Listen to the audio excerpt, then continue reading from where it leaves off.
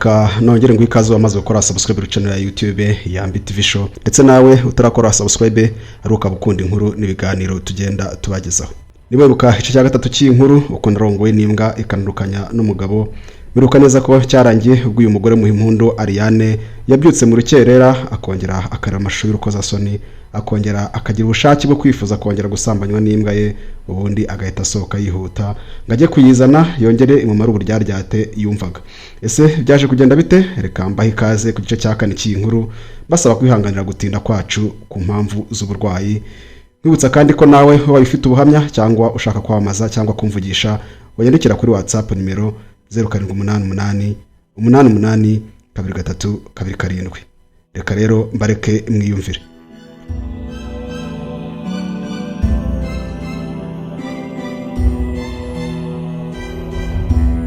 Nasohotse nibuta cyane ngo ndebe urukundo rwanjye runyihira ibyishimo. Nashaka kongera kugezwa mu bicu n'imbwa yanjye nkumva uburyo hirusha umugabo wanjye. Nari nabaye nk'umusazi kandi nkumva ndicuza igihe cyose maze ndaho ntabona umara ubushyuhe. Nari nambaye robe de nuit. Nakinguye umuryango ibiranyumvise nuko izisanga.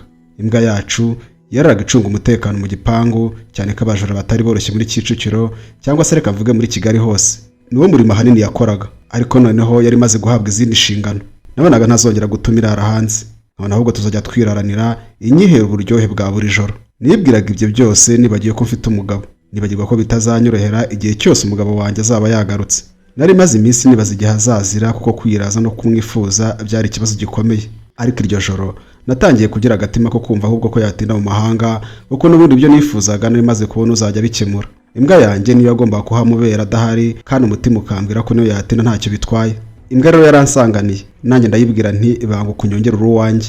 Nuko nyinjiza mu nzu ndakinga wenda tambuka izi nkurikiye kandi nkabona byayinejeje bimwe bidasanzwe. Nanze kwijyana mu cyumba ahubwo subira muri salo kare muri salo hari habaye inyanja. Nicaye ku yindi ntebe. Ikiza kandi nuko intebe zacu zari nziza kandi zikozwe mu ruhu ku buryo kuzikorera amasuku byasabaga kuzihanagura gusa. Nibutse ko nasize telefone mu cyumba ngenda kuyizana ndetse ngeze mu cyumba mbanza gukuramo robe de nuit. Mu gihe ngiye kuyishyira muri garde-robe numva imbwa yankurikiye iri kunsimbukira inyurira ku kibuno ibitwenge biranyica ndaseka ntihumura ndaje ndabona washeze. Nafashe telefone yari iraho ku buriri nsohoka mu cyumba ndaramo ngaruka muri salo ndetse nayo irankurikira. Ngeze muri salo buri cupa ry'inzoga nari mfite ninjoro ndarisingira ndongera somaho gake gake numva ni byiza. Nari mfite ubushake cyane ariko mbanza gutekereza kanya. Ubwo nabaga ntekereza ukuntu ngiye kongera uko birumvikana umutima wari unkisimbuka ukambuza gukomeza gukora ayo mahano. Aho nicaye mu ntebe nahise mfungura televiziyo kandi aga flash disk kariho filimi z'ubusambanyi kari gacometse. Nuko ntangira kureba pornography. Narebye filimi z'ubusambanyi ndetse fata telefone nandikira umugabo wanjye kuri chat nawe sanga aracyari maso. Ambwira ko muri Cameroon naho bwenda gucya kuko bari mu saa 9 ashyira saa 10. Yahise ampamagara kuri video chat. Mbibonye mpita mfata telekomande nzimya amajwi ya pornography yavaga muri televiziyo hanyuma ndamwitaba tugirana ikiganiro. Twaganiriyeho ambwira uburyo nkumbuye cyane ambwira ko ngo yumva agiye guhinduka imanzi kubera ko atamperuka nanjye mubwira ko mukumbuye cyane kandi nanjye maze kubisugi. Namubwira gutyo ntera akajisho ku mbwa yacu yari ihagaze imbere yanjye cecetse inyitegereza cyane nkaho itegereje ko nyigaburira. Nuko ntekeza ibyo ndi kubwira umugabo wanjye byuko nabaye isugi numva isoni ziranyishe. Sinagize isoni z'uko mbwiye gutyo umugabo wanjye cyangwa kubera ko nakoze ibiteye agahinda imbere y'Imana isumba byose. Nagize isoni z'uko ndi kubeshya kandi imbwa yanjye iri kunyumva. Rwose ntuseke numvaga ibyo ndi gukora byo kubeshya ndi kuyibabaza. Umugabo wanjye yarankundaga cyane kandi yari umuntu wiyubashye cyane ku buryo nanjye namwubahaga. Ubu noneho yaramukamye ibyo ndimo yari guhita ntakareza icyizere. Twamaze kuvugana ambwira ko ari hafi kuza hari ibyo batarashyira ku murongo. Ku mutima ntikomeze utinde nanjye nkomeze niryohereze igihe uzaza ruzasanga naravanye mesheke. Twamaze kuganira ndamusezera hanyuma afata telekomande nsubiza amajwi muri televiziyo. Ubundi nikomereza kureba filimi z'ubusambanyi dore ko zari zamaze kungira imbata. Nari niciye mu ntebe nta kintu na kimwe nambaye kandi umubiri wose wari washyushye. Ubutote buteye ubwoba nkabwumva neza mu maguru yanjye. Nagotomeye ku kayoga ubundi ndegama mu ntebe. Icyari gisigaye kwari gufata icyemezo gusa uko rwose yarerekereje ndetse nyitegereza cyane nkaho nyifitiye ideni. Ibindi kubabwira byambayeho sinjye wa mbere kandi sinanjye wa nyuma. Nubona hari umukobwa wihebeye imbwa ujye utekereza kabiri kuko birashoboka ko yayihebera kubera kuyikunda bisanzwe cyangwa se akayihebera kubera umutabara aho rukomeye. Bene abakobwa baruziye cyane mu isi hose. naje kubimenya nyuma ubwo nari maze gutandukana n'umugabo wanjye senyewe no gukunda imbwa cyane. Nzabibabwira byose kuko urugendo rwanjye ni rurerure. Hashimwe Umwami Yesu ujya ukura abantu mu bubata bw'ibyaha akatwoza akatubabarira, ndetse nk'uko umuhanzi Israel Mbonyi yabiririmbye ngo aratubabarira ndetse akanadusezeranya ubugingo. Mu bizunga nari mfite kubera inzoga zandayemo niyo nari ndi kunywa muri urwo rukerera, mu bushyuhe bwinshi cyane kubera filimi z'ubusambanyi narebaga, numvise nataye ubwenge nuko ndongera ntandukanya amaguru yanjye kandi nkurura imbwa yanjye ndayiyegereza. Miruka nyikurura iyo yari yansimbukiye kare iri kunjombagura igitsina cyayo aho ibonye hose, nuko ndayifasha ndagifata nkinjiza ahabugenewe, nuko ibikora nk'iri mu irushanwa. Nagize kuhagira cyane ndetse nkumva irambabaza. Numvaga ububabare ariko uburyohe nkumva sinabuvirira, mpitamo kwikomeza. Birumvikana ibimenyetso byo kwishima kwanjye byarigaragajeho. Intebe ngira ngo yahindutse pisine kandi nkataka nk'uri kubagwa numva. Numvise igisa n'amatembabuzi kiva mu myanya yayo y'ibanga, ngira ubwoba ndikomeza. Hashize akanya numva haje ibintu ntazi ariko nkumva ubundi buryohe buruta ubwo nari ndi kumva. Muri uwo mwanya numvise ikindi kintu kidasanzwe. Ingano nyinshi y'ibintu binyerera cyane binyinjiramo, mpita nkeka ko yaba iri kunsohoreramo, ako bakaraza mpita nyisunika n'imbaraga ibandagara hirya, gerageza guhaguruka birananira. Nitegereje imyanya yanjye mbona hari ibintu by'umweru byinshi cyane kandi binyerera, kandi hari n'igisa n'amaraso yavuye muri njye. Mpita mbona ko usibye kubimenyaho amasohoro yayo yanankomerekeje. Ubwoba bwarantashye, ndireba ndiyoberwa, mbona ndi igicucu cyane, umuswa w'umugore utagira ubwenge na buke. Umubiri wanjye wose nari nazanye icyokere kandi impande zanjye zose zinyerera. Nuko mara akanya nduhuka ntekereza ku byo nkoze, nibaza niba Imana izigera imbabarira kuko nanjye ubwanjye numvaga ntakwiye kwibabarira. Ibitekerezo byambanye byinshi, ndongera afata inzoga ndinywera, ariko nitegereza imbwa yari ihagaze aho ngaho isa naho itanyuzwe ishaka ko nyongera. Narahagurutse ngenda nsohoka nayo irankurikira. Nari mbizi kuri bunkurikire kuko nashaka kuyisohora ikagenda. Hanze hari hatangiye gusa ntabonamo gake, nsohoka niyambariye ubusa buri kuko ntacyo nikangaga. Igipangu cyari kirekire kandi inzu yacu yasaga n'iri hejuru ku butumburuke ntawari kumbona. Narasohotse rimwe nayo irankurikira hanze, nuko mfata akayaga nshigatiye icupa ry'inzoga. Icyari mu bitekerezo byanjye nta kindi uretse kwicira urubanza. Nkomeza kwibaza iherezo ry'ibyo nari ntangiye kwishoramo. Ndavuga nti aha rubanza n'ibyaha bitanga n'imbere y'Imana.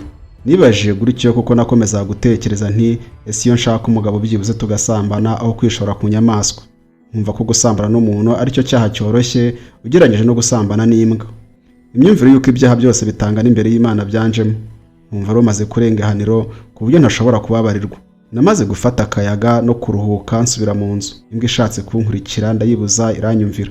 Ndagenda nkura amasoko aho nakoreye ibyaha, hanyuma mbisoje njya muri dushe ndakaraba, nuko nisubira kuryama.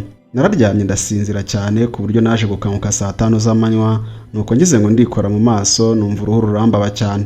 Narabyutse ndagenda negera indorerwamo yari iri mu cyumba. Nirebye mbona natangiye gufuruta mu maso nk'uwarwaye amahumane. Nahise ngira ubwoba mbona ko naba natangiye kubona ingaruka z'ibyo nari ndimo. Intekerezo zanjye zahise zigana ku mwana wanjye nari ntwite. Marakanya ari kwibaza niba bitazamugiraho ingaruka. Mbona ko ndi gukora amakosa akomeye cyane ndetse ashobora kuzicuza. Nitegereje mu maso nkomeza guterwa ubwoba n'ukuntu nabaye. Icyanteye ubwoba kurushaho n'ukuntu byari bibaye mu gahe gato cyane. Nihaye amahoro nuko ntekereza ko wenda biruze kumera neza nkakira.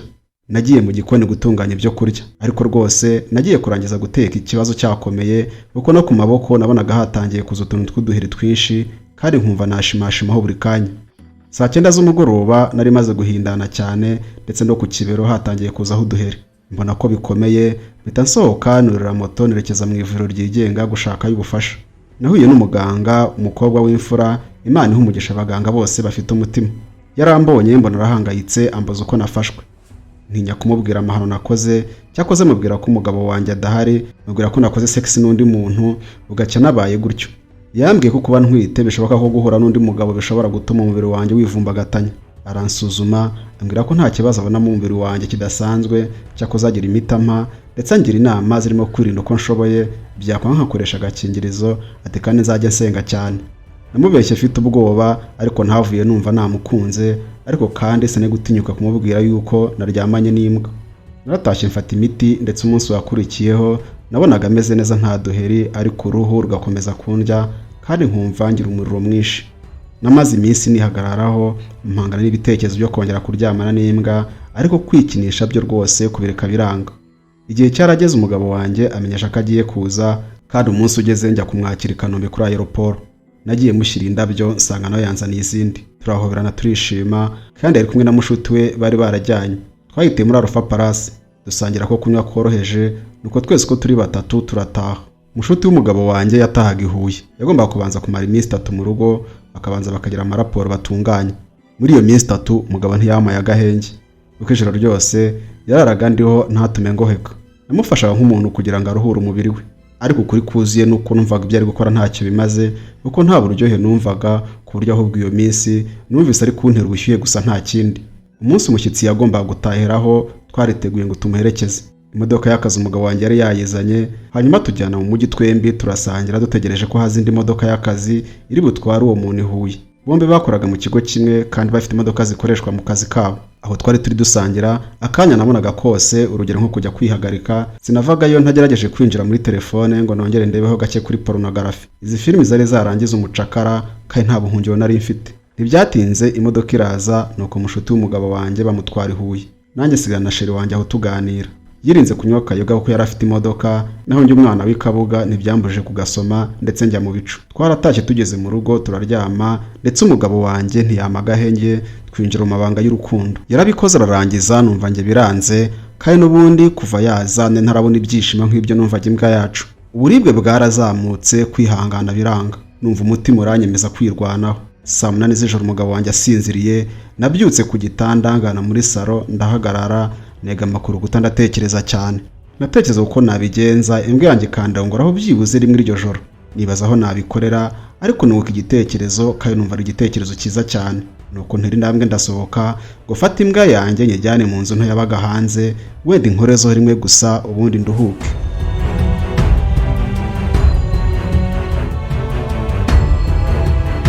Reka mvugishe cyakane cy'inkuru uko narongoye n'imbwa ikanandukanya n'umugabo araha kirangiriye. Niba ufite amatsiko yuko byaje kugenda, icyo usaba gusa ni ukureba munsi ya video ugakanda handitse subscribe n'utarabikora, bakana komyetso kwinzogera gahita kaza ku ruhande kugira ngo nidushyiraho ikindi gice uzahite ukibona mu buryo bworoshye. Nibutsa kandi ko nawe ubaye ufite ubuhamya cyangwa se ushaka kwamaza cyangwa se kumvugisha, wanyerekera kuri WhatsApp nimero 0788 88 23 27.